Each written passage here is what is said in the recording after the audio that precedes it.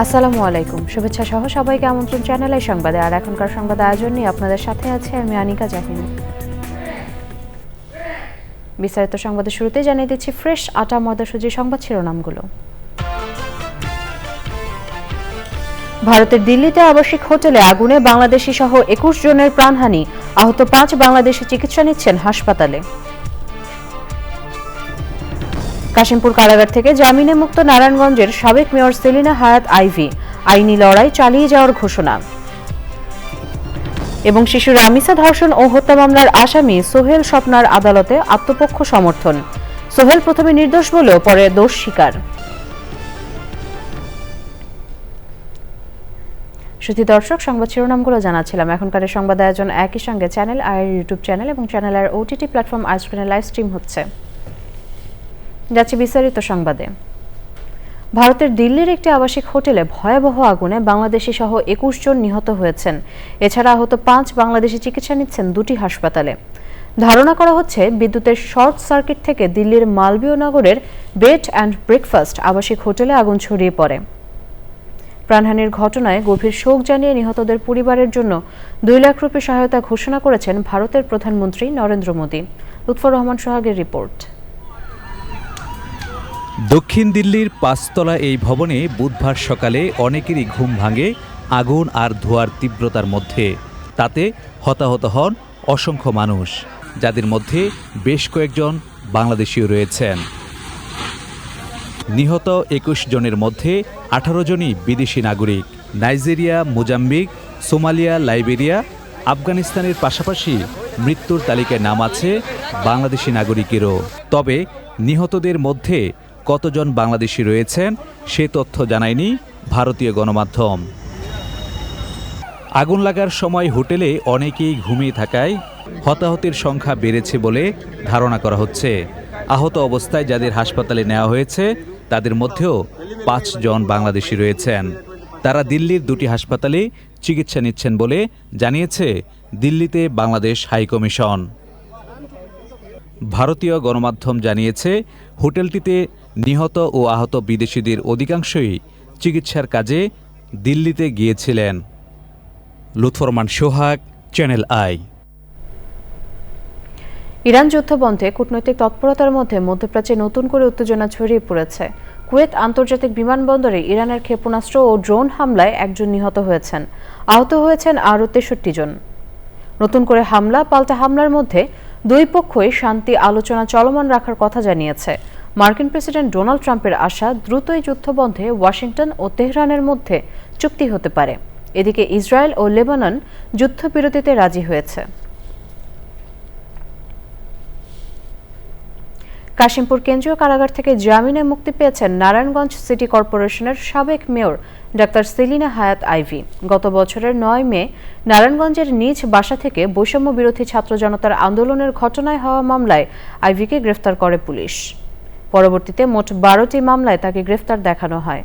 গত 17 মে সুপ্রিম কোর্টের আপিল বিভাগের চেম্বার আদালত আইভির বিরুদ্ধে থাকা সবকটি মামলায় হাইকোর্টের দেওয়া জামিন বহাল রাখায় বুধবার রাতে জামিনে মুক্তি পান তিনি।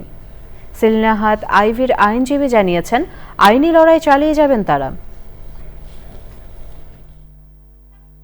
এই শুনানি অন্তে নিম্ন আদালত হাইকোর্ট বিভাগের যে আদেশ সেটা বহাল রাখে এবং আইভির জামিনে মুক্তি পেতে কোনো বাধা নেই। আমরা দীর্ঘ আইনি প্রক্রিয়ায় এই লড়াই চালিয়ে গেছি এবং ন্যায় বিচার পেয়েছি। জ্বালানি তেলের দাম বাড়ানোর 2 দিন পর এবার পাইকারি ও গ্রাহক পর্যায়ে বিদ্যুতের দাম বাড়ানোর ঘোষণা দিল সরকার। 1 জুন থেকে নতুন এই দাম কার্যকর হবে।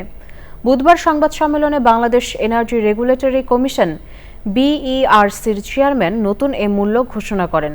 যাযাবর মিন্টুর রিপোর্ট।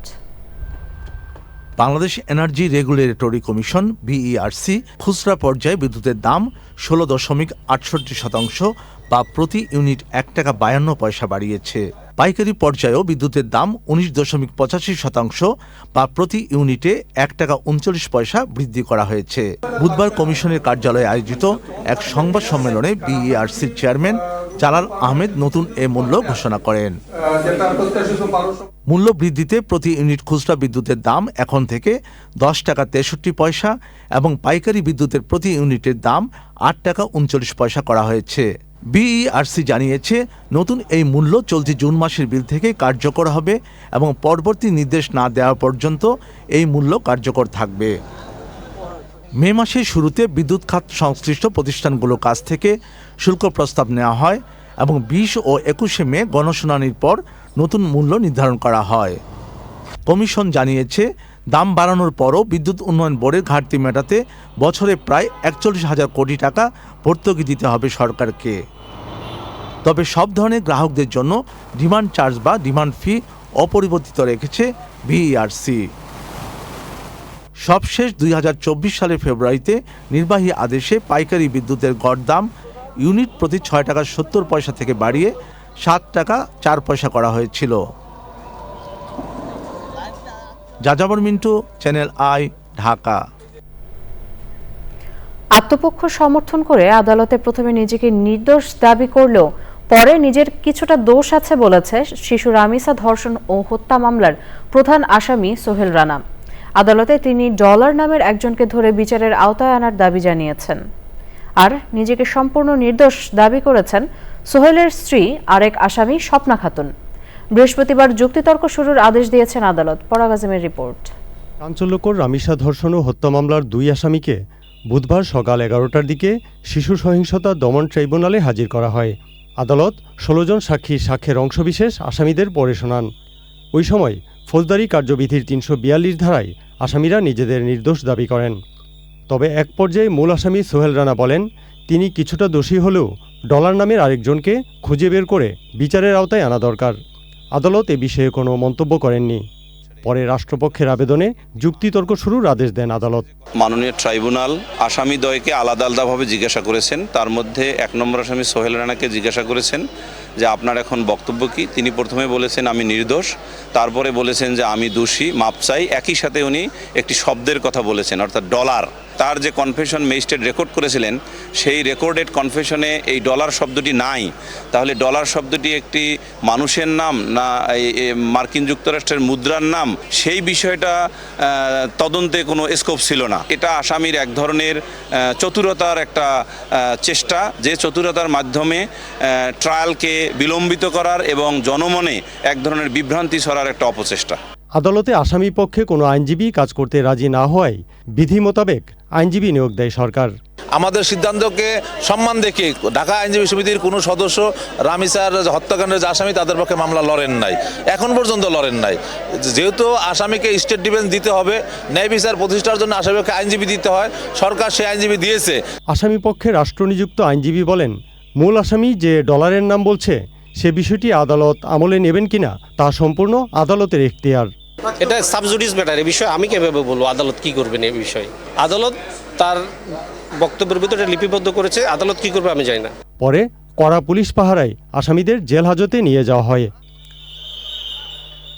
পরাগ আজিম, চ্যানেল আই, ঢাকা। অযত্ন অবহেলায় রাজধানীর মিরপুরে বৃদ্ধা নূরজাহান বেগমের মৃত্যুর ঘটনায় তার ছেলে যুগ্ম সচিব এবং মোংলা বন্দর কর্তৃপক্ষের সদস্য AKM আনিসুর রহমানকে পদ থেকে প্রত্যাহার করা হয়েছে। জনপ্রশাসন মন্ত্রণালয়ের এক প্রজ্ঞাপনে ওই যুগ্ম সচিবকে জনপ্রশাসন মন্ত্রণালয়ে সংযুক্তির কথা জানানো হয়। নূরজাহান বেগমের মৃত্যুর ঘটনাটি গণমাধ্যমে আসার পর ওই ছেলের বিরুদ্ধে আইনানুগ ব্যবস্থার উদ্যোগ নেয় জনপ্রশাসন মন্ত্রণালয়। তার আরেক ছেলে বাংলাদেশ প্রকৌশল বিশ্ববিদ্যালয়ের শিক্ষক এবং এক মেয়ে স্থানীয় একটি স্কুলে শিক্ষকতা করেন। এ বিষয়ে জনপ্রশাসন প্রতিমন্ত্রী মোহাম্মদ আব্দুল বারী বলেন, পিতামাতার ভরণ পোষণ আইন আছে, আইন অনুযায়ী ব্যবস্থা গ্রহণ করা হবে। রোববার মিরপুর 11 নম্বর সেকশনের একটি বাসা থেকে 75 বছর বয়সী নূরজাহান বেগমের মরদেহ উদ্ধার করে পুলিশ। অর্থ ও পরিকল্পনা মন্ত্রী আমির খসরু মাহমুদ বলেছেন, দেশের প্রতিটি মানুষের কথা চিন্তা করে আগামী বাজেট দেওয়া হবে। সকালে সচিবালয়ে প্রধানমন্ত্রীর সঙ্গে বৈঠক শেষে তিনি জানান, ঋণ নির্ভরতা কমিয়ে বিনিয়োগ নির্ভরতা বাড়াতে হবে। প্রধানমন্ত্রীর সঙ্গে বৈঠক শেষে পানি সম্পদ মন্ত্রী শহীদ উদ্দিন চৌধুরী জানিয়েছেন, ডিএনটি বাঁধ এলাকায় জলাবদ্ধতা ও বর্জ্য নিষ্কাশনে প্রকল্প গ্রহণ করেছে সরকার। 2 সপ্তাহের মধ্যেই কাজ শুরু হতে পারে। রাহুল রায়ের রিপোর্ট। বিভিন্ন কর্মসূচিতে সচিবালয়ে ব্যস্ত সময় পার করেছেন প্রধানমন্ত্রী তারেক রহমান। বুধবার সকালেই প্রধানমন্ত্রীর সঙ্গে দেখা করে জাপানের অন্যতম বৃহৎ ট্রেডিং ও বিনিয়োগ প্রতিষ্ঠান মিৎসুই অ্যান্ড কোম্পানির একটি প্রতিনিধি দল। প্রতিষ্ঠানটি বৈশ্বিক পর্যায়ে লজিস্টিক্স, অবকাঠামো, ধাতু, জ্বালানি এবং খাদ্য বাণিজ্য সহ বিভিন্ন খাতে কার্যক্রম পরিচালনা করে। এরপর আসন্ন বাজেট নিয়ে প্রধানমন্ত্রীর সঙ্গে বৈঠক করেন অর্থ ও পরিকল্পনা মন্ত্রী। পরে বাজেটে কোন বিষয়গুলো প্রাধান্য দেওয়া হবে তা জানান অর্থমন্ত্রী। এই দেশের প্রত্যেকটি নাগরিককে মাথায় রেখে বাজেট দেওয়া হচ্ছে ইনশাআল্লাহ। আমাদের একটা খারাপ সময়, ভঙ্গুর অর্থনীতি, তার মধ্যে আমরা চেষ্টা করেছি বাংলাদেশের প্রতিটি মানুষের কথা চিন্তা করেছি। সবাইকে মাথায় রেখে বাজেট দেওয়া হবে ইনশাআল্লাহ। বাংলাদেশকে যে ঋণ ডেটের মধ্যে একটা ট্র্যাপের মধ্যে চলে যাচ্ছিলাম, সেখান থেকে আগামী দিনে ফিরে আসার জন্য যে পাবলিক ফাইন্যান্স ম্যানেজমেন্ট দরকার, আমরা সেভাবেই করার চেষ্টা করছি, যাতে করে ক্রমান্বয়ে ঋণ উপর নির্ভর কম করে বিনিয়োগের উপর বেশি নির্ভর করতে হবে আমাদেরকে। ডিএনডি বাঁধ এলাকায় জলাবদ্ধতা ও বর্জ্য নিষ্কাশন নিয়ে প্রধানমন্ত্রীর সঙ্গে বৈঠক করেন পানি সম্পদ মন্ত্রী শহীদ উদ্দিন চৌধুরী আইনি ও সংশ্লিষ্টরা। জলাবদ্ধতা এবং বর্জ্য আবর্জনা যেটা জমে আছে, যেটা আমাদের জলাবদ্ধতা দূর হওয়ার ক্ষেত্রে একটা বাধা, কচুরিপানা, সেগুলা নিষ্কাশনের জন্য যে উদ্যোগ নেওয়া দরকার, সমন্বিতভাবে আমরা আজকে সেই উদ্যোগ নিয়েই উদ্যোগে আমরা মিটিং করেছি এবং আশা করছি এটা খুব সহসায় আমরা দৃশ্যমান করতে পারব। আমরা কাজে হাত দিয়েছি, আশা করছি আমরা খুব সহসায় একদিকে বর্ষা, আরেকদিকে বর্ষার পানি, প্লাবনের পানি সবকিছু মিলে আমাদের এই কাজও অব্যাহত থাকবে। আমরা চেষ্টা করছি খুব দ্রুত জনস্বার্থে কাজগুলো সম্পূর্ণ করা। বিকেলে প্রধানমন্ত্রীর সঙ্গে সাক্ষাৎ করেন জাতিসংঘের শান্তিরক্ষী বাহিনীর সাইপ্রাস মিশনে নতুন নিয়োগপ্রাপ্ত force commander lieutenant general Mohammad Asadullah Minhajul Alam. জাতিসংঘ শান্তিরক্ষা কার্যক্রমে বাংলাদেশের ভূমিকা, পেশাদারিত্ব এবং আন্তর্জাতিক অঙ্গনে সশস্ত্র বাহিনীর সুনাম ও গৌরবের বিষয়ে আলোচনা করেন তারা। রাহুল রায়, চ্যানেল আই, ঢাকা। অর্থ ও পরিকল্পনা মন্ত্রী আমির খসরু মাহমুদ চৌধুরী বলেছেন, আগামী বাজেটে শিক্ষায় বরাদ্দ দ্বিগুণ করা হচ্ছে। ঢাকা ফোরাম ইনিশিয়েটিভের প্রাক বাজেট আলোচনায় তিনি বলেন, সারা দেশের মানুষের কল্যাণের কথা মাথায় রেখে বাজেট তৈরি হচ্ছে। হোটেল সারিনায় উদীয়মান ব্যবসায়ীদের অংশগ্রহণে বাজেট আলোচনায় প্রধানমন্ত্রীর বিনিয়োগ ও পুঁজিবাজার বিষয়ক বিশেষ সহকারী তানফির গনি বলেন, পরিবেশ ভালো করতে না পারলে বিদেশি বিনিয়োগ আসবে না। পুঁজিবাজারে বিনিয়োগকারীদের আস্থা ফেরাতে সবার সহযোগিতা চান তিনি। বিপুল ভোটে নির্বাচিত সরকারের কাছে আমলাতন্ত্রের ভোগান্তি, বিশেষ করে কর বিষয়ক হয়রানি বন্ধে কার্যকর পদক্ষেপ চান তরুণ উদ্যোক্তারা। জবাবে অর্থমন্ত্রী বলেন, কর বিভাগে সবচেয়ে বেশি ঘুষ লেনদেন হয়, সেজন্য কর দেওয়া নেওয়া পুরো অনলাইন করা হচ্ছে।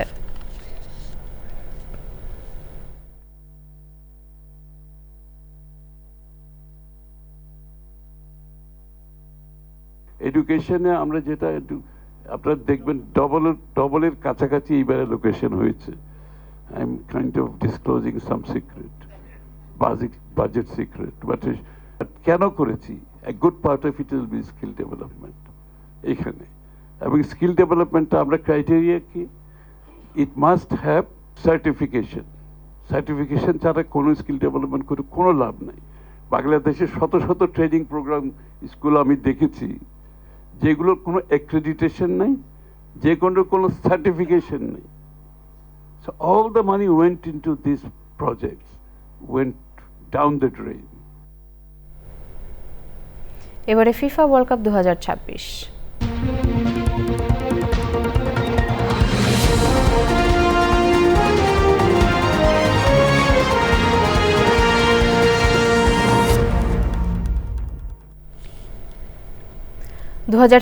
ফিফা বিশ্বকাপের এখন বাকি এক সপ্তাহ।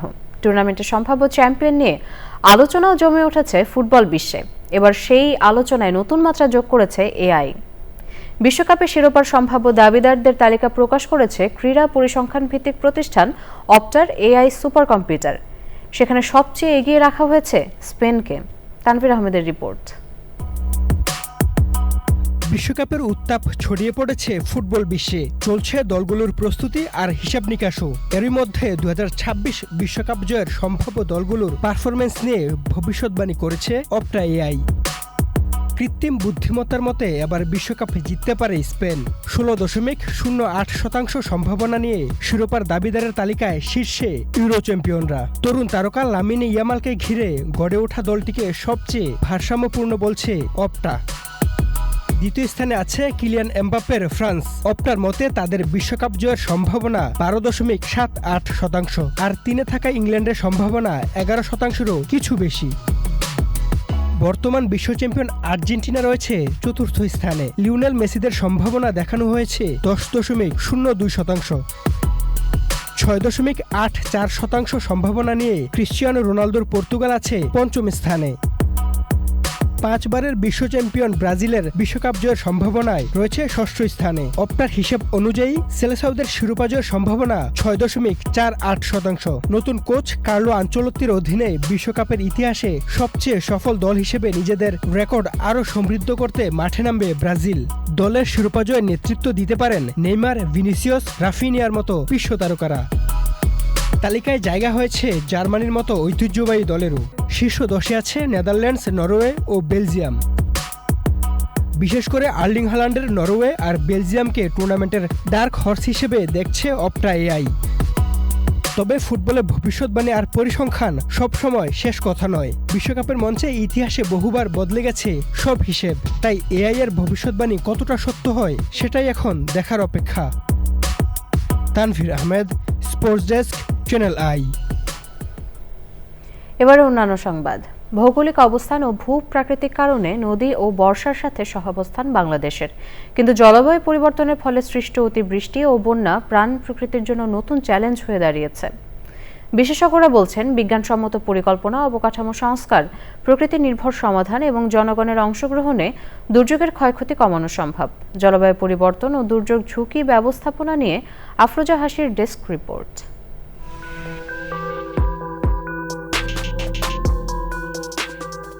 পদ্মা, মেঘনা ও যমুনা নদী বিধৌত বদ্বীপ বাংলাদেশ। ভূপ্রাকৃতিক কারণে সারা দেশে ছড়িয়ে ছিটিয়ে আছে নদীনালা, খালবিল, হাওর বাওরের এক জটিল জলজ নেটওয়ার্ক, যা বর্ষায় একদিকে প্রাণের সঞ্চার করে, অন্যদিকে অতিবৃষ্টি ও উজানের ঢলে বৃদ্ধি পায় বন্যার ঝুঁকি। ক্রমবর্ধমান বৈশ্বিক উষ্ণতায় বায়ুমণ্ডলে জলীয় বাষ্পের ঘনত্ব বেড়ে যাওয়ায় অতিবৃষ্টিসহ ঘন ঘন প্রাকৃতিক দুর্যোগের হুমকিতে বাংলাদেশ। সমুদ্রপৃষ্ঠের উচ্চতা বৃদ্ধির ফলে উপকূলে বাড়ছে জোয়ারের পানির অনুপ্রবেশ। লবণাক্ততা সহ দেখা দিচ্ছে ঝড় জলোচ্ছ্বাস।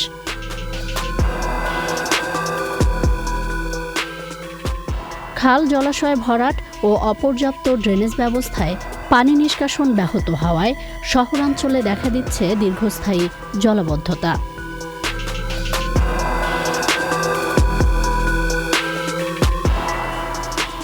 আর আকস্মিক দুর্যোগে জনস্বাস্থ্যের অবনতি ও যোগাযোগ ব্যবস্থা ভেঙে পড়ার পাশাপাশি হুমকিতে খাদ্য নিরাপত্তাও। শুরু হয় আর্থসামাজিক পশ্চাৎপদতা। সংকট সমাধানে জলাভূমি ও বন্যা প্রবাহ পথ সংরক্ষণ, জলাভূমি পুনরুদ্ধার, প্লাবনভূমির প্রাকৃতিক ধারণ ক্ষমতা বৃদ্ধি সহ প্রকৃতি নির্ভর ও কার্যকর ব্যবস্থাপনায় জোর দিচ্ছেন বিশেষজ্ঞরা। তবেই নিশ্চিত হবে টেকসই ভবিষ্যৎ। আফরোজা হাসি, চ্যানেল আই। শ্রোতা দর্শক, জলবায়ু পরিবর্তন ও দুর্যোগ ঝুঁকি ব্যবস্থাপনা নিয়ে অনুষ্ঠান দেখবেন আজ রাত 10:15 প্রকৃতি ও জীবন অনুষ্ঠানে। উপমহাদেশের প্রখ্যাত সঙ্গীত শিল্পী রেজওয়ানা চৌধুরী বন্যার সাথে গান আড্ডায় জন্মদিনের আনন্দ ভাগাভাগি করে নিলেন গুণী অভিনেতা চঞ্চল চৌধুরী। চ্যানেল আই ভবনে অনানুষ্ঠানিক এ আড্ডায় সামিল ছিলেন শিশু সাহিত্যিক ফরিদুর রেজা সাগর সহ আরও অনেকেই।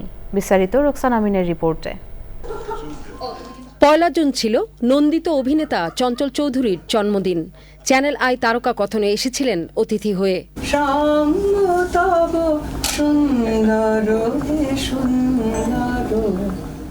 একজন ভক্ত গানের, আরেকজন অভিনয়ের। এক আড্ডায় এভাবেই দেখা হয়ে গেল দুই সুর প্রেমীর।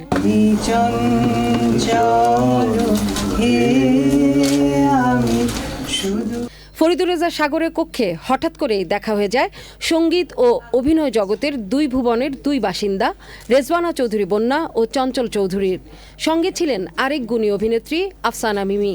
বেশ খানিকক্ষণ চলে সেই ধুন্ধুমার আড্ডা, গান আর স্মৃতি রোমন্থন। আর বরাবরই রবীন্দ্রসঙ্গীতের ভক্ত চঞ্চল চৌধুরী যার পর নাই আনন্দিত বরেণ্য শিল্পীকে পেয়ে। ভোরের মধ্যে আমি আছি, কারণ আমি বন্যা আপার গানের একনিষ্ঠ শ্রোতা। আমাদের দেশে রবীন্দ্রসঙ্গীত গাইতে পারেন এরকম বন্যা আপা আছেন একজন, এটা আমাদের একটা গর্বের বিষয়। এখানে এসে দেখলাম বন্যা আপা বসে আছেন এবং এটা আমার জন্য চরম প্রাপ্তি একটা, এবং এটা সাগর ভাইয়ের কল্যাণে এটা সম্ভব হলো। আর ওদিকে চঞ্চল চৌধুরীর অভিনয়ের ভক্ত রেজওয়ানা চৌধুরী বন্যা বলছিলেন চঞ্চল চৌধুরীর বৈচিত্র্যপূর্ণ চরিত্রের ভক্ত তিনি। অসম্ভব পাওয়ারফুল একজন অ্যাক্টর। মনপুরার কথাটা আমার খুব মনে হয়, এত সুন্দর প্রত্যেকটা, যেখানে যে ক্যারেক্টার করেও একদম মনে হয় ক্যারেক্টারের সাথে মিশে যায়, এবং তখন আর আলাদা করে চঞ্চল চৌধুরী থাকে না, ওই ক্যারেক্টারের মধ্যে ঢুকে যায়। এই জন্য আমি খুবই মনে হয় যে আসলেই একজন বাংলাদেশের সত্যিকারের। আর কলকাতাতেও তো সবাই ওর খুব ভক্ত। আজকে আড্ডাটাও ভালোই হলো, ভালো লাগলো। জন্মদিনকে ঘিরে প্রিয় শিল্পীর সাথে চঞ্চল চৌধুরীর আড্ডায় মিষ্টতা বাড়িয়ে দিল শিশু সাহিত্যিক ফরিদুর রেজা সাগরের কাছ থেকে জন্মদিনের উপহার হিসেবে পাওয়া চকলেট, আনন্দ আলো ম্যাগাজিন আর পুতুল। রোকসানা আমিন, চ্যানেল আই, ঢাকা। টিকটকের মূল প্রতিষ্ঠান বাইট ডান্সের সহ প্রতিষ্ঠাতা ঝ্যাং ইমিং এশিয়ার দ্বিতীয় শীর্ষ ধনী ব্যক্তির অবস্থানে উঠে এসেছেন। বাইট ডান্সের বাজার মূল্য বৃদ্ধি এবং কৃত্রিম বুদ্ধিমত্তা এআই খাতে কোম্পানিটির দ্রুত অগ্রগতির ফলে তিনি ভারতের শীর্ষ শিল্পপতি মুকেশ আম্বানিকে ছাড়িয়ে গেছেন। ব্লুমবার্গ বিলিয়নিয়ার্স ইন্ডেক্সের সর্বশেষ তথ্য অনুযায়ী ঝ্যাং ইমিংয়ের মোট সম্পদের পরিমাণ বর্তমানে 92.8 বিলিয়ন মার্কিন ডলার। এর ফলে তিনি শুধু এশিয়ার দ্বিতীয় ধনী ব্যক্তিই নন, চীনের শীর্ষ ধনী ব্যক্তির অবস্থানও আরও শক্তিশালী করেছেন। মার্কিন প্রেসিডেন্ট ডোনাল্ড ট্রাম্প ও ফার্স্ট লেডি মেলানিয়া ট্রাম্পের প্রথম পরিচয় কিভাবে হয়েছিল তা নিয়ে নতুন করে বিতর্কের জন্ম দিয়েছেন মেলানিয়ার এক সাবেক ঘনিষ্ঠ সহযোগী। তার দাবি, দীর্ঘদিন ধরে প্রচলিত যে গল্পটি বলা হয়ে আসছে, বাস্তবে ঘটনাটি ছিল ভিন্ন। 1 জুন সাবেক ব্রাজিলীয় মডেল আমান্দা উঙ্গারো সম্প্রতি ফাঁস হওয়া একটি অডিও বার্তায় দাবি করেন, কুখ্যাত অর্থলগ্নিকারী ও যৌন অপরাধী জেফ্রি এপস্টেইনের মাধ্যমেই ডোনাল্ড ট্রাম্প ও মেলানিয়ার পরিচয় হয়েছিল। তার অভিযোগ, এই বিষয়ে দীর্ঘদিন ধরে ভুল তথ্য প্রচার করা হয়েছে। এবার নিটল টাটা কৃষি সংবাদ।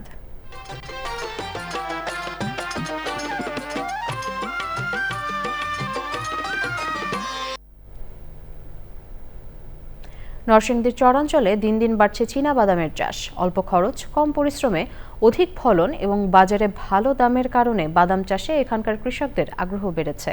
স্থানীয়ভাবে উৎপাদিত বাদামের গুণগত মান ভালো হওয়ায় বাজারের চাহিদাও রয়েছে বেশ। নরসিংদী থেকে সুমন রায়ের রিপোর্ট। নরসিংদীর রায়পুরা উপজেলার মেঘনা নদীর কূল ঘেঁষা বিস্তীর্ণ চরাঞ্চলগুলোতে দোল খাচ্ছে সবুজ পাতার চীনাবাদাম গাছ। অল্প পরিশ্রমে অধিক ফলনের পাশাপাশি ভালো দাম পাওয়ায় দিন দিন বাদাম চাষে ঝুঁকছেন এখানকার কৃষক। বিশেষ করে উপজেলার নীলক্ষা ইউনিয়নের হরিপুর পুবের চরে প্রতি বছরই বাড়ছে বাদামের আবাদ। বাদাম আমি এক কানি লাগাইছি, কারণ খরচটা যাবো আমরা 50-50 লাভ হইব। 10,000 খরচ হলে 20,000 লাভ। রসুন দিলে বেশি না হয়তো বাড়ি থেকে বেশি বাজার। কেমন লাভ? লাভও তো মোটামুটি ভালোই। সার আমরা একটা আছে, আমরা টিএসপি দিন দিন বাড়তেছে, অনেক বাড়তেছে। গ্যাস বছর লাগাইতাম আমি মনে করি কানি খানে, এবার লাগাইছি একটু বাঁকাই 5 মিনিট লাগাইছি, তো লাভই হয়েছে, মোটামুটি খারাপ হয়েছে না। অগ্রহায়ণ পৌষ মাসে বাদামের বীজ রোপণ করে ফসল তোলা যায় বৈশাখ জ্যৈষ্ঠ মাসে। আর স্থানীয় বাজার থেকেই পাইকাররা এসে এসব বাদাম কিনে নিয়ে বিক্রি করেন দেশের বিভিন্ন বাজারে। আমার এই বয়সে কৃষি অফিসের কোনো লোক বা সরকারি কোনো লোক আমাদের এলাকার মাঝে আসে না। বাদামের মাটি হইলো ভালো মাটি, মানে ভালো থাকা রাখো বাদাম, তো তুই আনছেন আসলে আমরা সরে বাদ দেবো লাগে না। নিলে কেমন বাদাম আগে করছে অনেক, না আসতে তোমার না বাড়ার পরিবর্তন আবার বাড়াইতেছে, বুঝলেন? বাদাম ফসল ভালো। কৃষি বিভাগ বলছে বাদাম চাষের পরিধি আরও বাড়াতে কৃষকদের নিয়মিত পরামর্শ ও কারিগরি সহায়তা দেওয়া হচ্ছে। বাংলাদেশের চর এলাকায় আধুনিক প্রযুক্তি সম্প্রসারণ যে প্রকল্প রয়েছে, এই প্রকল্পের মাধ্যমে আমরা বাদামের নতুন নতুন জাত এবং প্রযুক্তি কিন্তু কৃষকদের কাছে আমরা পৌঁছাই দিচ্ছি। এবং এখানে কৃষকদের কিন্তু গ্রুপ ভিত্তিক তাদের কাছে অ্যাপ্রোচ করা হচ্ছে যাতে নতুন নতুন প্রযুক্তিগুলো যায়। জেলায় চলতি মৌসুমে 192 হেক্টর জমিতে বাদাম চাষের লক্ষ্যমাত্রা নির্ধারণ করা হলেও আবাদ হয়েছে প্রায় 203 হেক্টর জমিতে। নরসিংদী থেকে সুমন রায়, চ্যানেল আই। এবারে প্রকৃতি সংবাদ।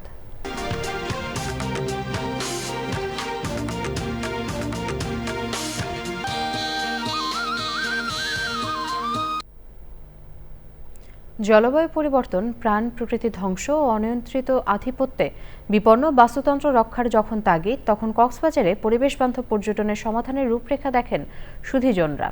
যথাযথ ব্যবস্থাপনায় দেশি বিদেশি পর্যটক সমাগম যেমন বৃদ্ধি পাবে, তেমনি জাতীয় অর্থনীতিতে গতি আসবে বলেও মত তাদের।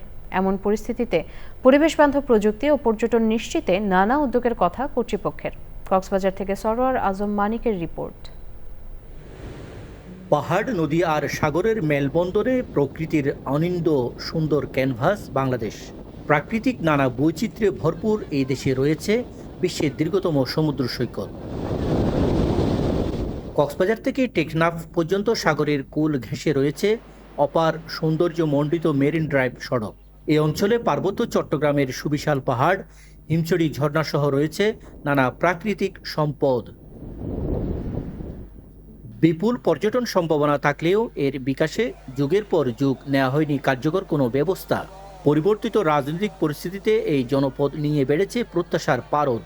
পরিবেশ সম্মতভাবে আমাদের পর্যটন শিল্প গড়ে উঠবে, আর বিশেষ করে এখানে পরিবেশ সংরক্ষণের কোনো ব্যবস্থা নাই। পরিবেশকে ধ্বংস করা হচ্ছে, পাশাপাশি পর্যটনকেও আমরা অগ্রসর হতে দিচ্ছি না।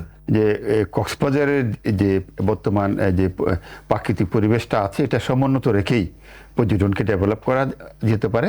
জলবায়ু পরিবর্তনের অভিঘাত মোকাবেলায় প্রয়োজন সময়োপযোগী পদক্ষেপ। আমাদের ট্যুরিস্টদের যে যাবতীয় সুযোগ সুবিধাগুলো যদি দেওয়া হয় ইকোসিস্টেমে, তাহলে অবশ্যই পরিবেশ ভারসাম্য রক্ষা হবে, পরিবেশের কোনো ক্ষতি হবে না, টুরিস্টরাও একটা আনন্দ পাবে। দক্ষিণ এশিয়ার দীর্ঘতম সমুদ্র সৈকত কক্সবাজারে এখনো কিছুই হয়নি। কক্সবাজার সমুদ্র সৈকতে ক্লিন করতে হবে, সেটাকে কন্টিনিউ রাখতে হবে। বেলাভূমিতে, সৈকতে, বালিয়াড়িতে কোনো ব্যবসা প্রতিষ্ঠান না হয়। পরিবেশ বান্ধব পর্যটন বিকাশে নানা উদ্যোগের কথা বলছে প্রশাসন। এখানে কোনো প্রকার অবৈধ দোকান স্থাপনা থাকবে না, যাতে পর্যটকরা যে নৈসর্গিক দৃশ্য উপভোগ করার জন্য এখানে আসে সমুদ্র সৈকতে, সেটার জন্য করতে পারে। চেঞ্জিং রুম দরকার হয়, ওয়াশরুমের দরকার হয়, এগুলাকে আমরা আধুনিক করার বেশ কিছু আমরা ওয়াশ ব্লক স্থাপনের উদ্যোগ নিচ্ছি। যথাযথ কর্ম পরিকল্পনায় পর্যটন বিকাশের পাশাপাশি আসবে অর্থনৈতিক সমৃদ্ধি। দক্ষিণ এশিয়ার অনেকগুলো দেশ অর্থনৈতিকভাবে এগিয়ে গেছে পর্যটনকে পুঁজি করে। বাংলাদেশে রয়েছে বিশ্বের দীর্ঘতম সমুদ্র সৈকত, সেই সাথে অনেকগুলো প্রাকৃতিক সম্পদ। এই প্রাকৃতিক সম্পদ আর পর্যটনকে কাজে লাগিয়ে সরকার চাইলে বাংলাদেশের অর্থনীতিকে পাল্টিয়ে দিতে পারে। তবে সেই সাথে সংরক্ষণ করতে হবে পরিবেশ ও প্রকৃতিকে, এমনটাই বলছেন সংশ্লিষ্টরা। কক্সবাজার সমুদ্র সৈকত থেকে সরোয়ার আজম মানিক, চ্যানেল আই। এবারে খেলার খবর।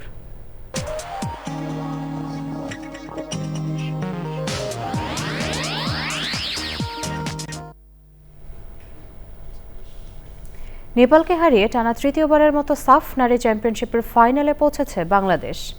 গোয়ার পণ্ডিত জওহরলাল নেহরু স্টেডিয়ামে সেমিফাইনালের ম্যাচে নেপালকে 2-1 গোলে হারিয়ে ফাইনালের টিকিট কাটে ডিফেন্ডিং চ্যাম্পিয়ন বাংলাদেশ।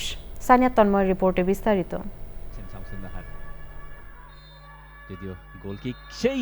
নারী ফুটবলে কাগজে কলমের শক্তিতে বাংলাদেশের থেকে নেপাল এগিয়ে 25 ধাপ। তবে আগের দুটি সাফ চ্যাম্পিয়নশিপের র্যাঙ্কিংয়ের সেই পার্থক্য তুড়ি মেরে উড়িয়ে দিয়ে বাংলাদেশ ঘরে এনেছিল ঐতিহাসিক দুটি ট্রফি। সেই ধারাবাহিকতায় আরও একবার সাফের মঞ্চে নেপালকে হারিয়ে ফাইনালে পা রাখল লাল সবুজরা। ম্যাচের প্রথম থেকেই নেপালের একের পর এক আক্রমণ রুখে দিলেও 23তম মিনিটে প্রথম ধাক্কা খায় বাংলাদেশ। গীতার গোলে এগিয়ে যায় নেপাল। প্রথমার্ধের যোগ করা সময়ে ম্যাচে ফিরে বাংলাদেশ। কর্নার থেকে সরাসরি গোল করে লাল সবুজদের সমতায় ফেরান ঋতুপর্ণা চাকমা।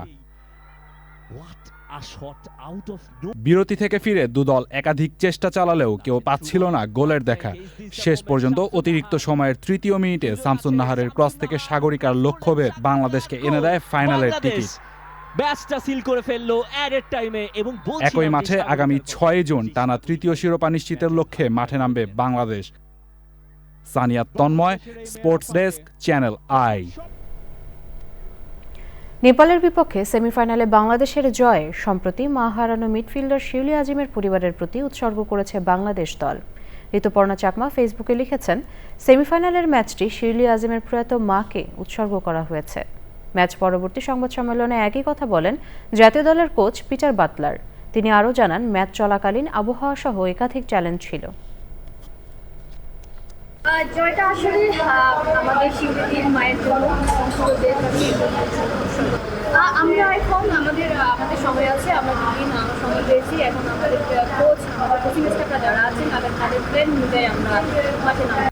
আপনারা জানেন, আমরা শিউলির মাকে হারিয়েছি, যার জন্য আমি তার পরিবারের প্রতি গভীর সমবেদনা জানাচ্ছি।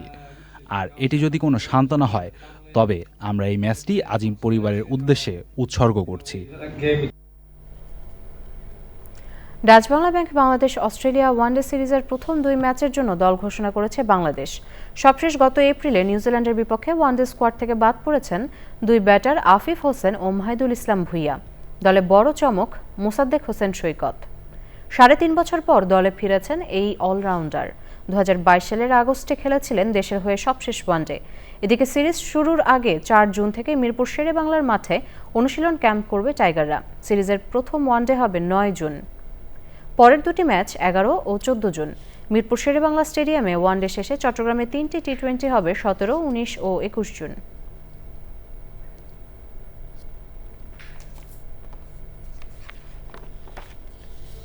সবশেষে ফ্রেশ আটা ময়দাসূচি সংবাদ শিরোনামগুলো জানিয়ে দিচ্ছি আরও একবার। ভারতের দিল্লিতে আবাসিক হোটেলে আগুনে বাংলাদেশি সহ 21 জনের প্রাণহানি। আহত 5 বাংলাদেশি চিকিৎসা নিচ্ছেন হাসপাতালে। কাশিমপুর কারাগার থেকে জামিনে মুক্ত নারায়ণগঞ্জের সাবেক মেয়র সেলিনা হায়াত আইভি। আইনি লড়াই চালিয়ে যাওয়ার ঘোষণা। এবং শিশু রামিসা ধর্ষণ ও হত্যা মামলার আসামি সোহেল স্বপ্নার আদালতে আত্মপক্ষ সমর্থন। সোহেল প্রথমে নির্দোষ বললেও পরে দোষ স্বীকার।